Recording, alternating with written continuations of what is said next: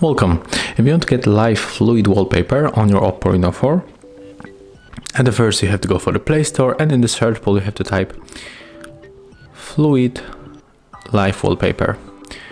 And we have to get this app from the Mad Scientist.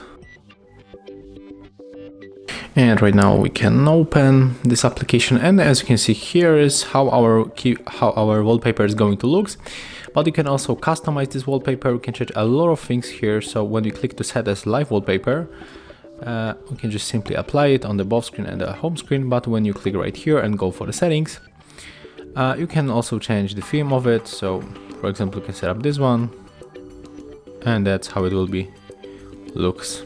So we can go back and click to set as live wallpaper one more time, and we can just go back, and right now we can enjoy this beautiful live wallpaper on your OPPO Reno4. So thank you guys for watching, leave thumbs ups, comments, and subscribe to our channel.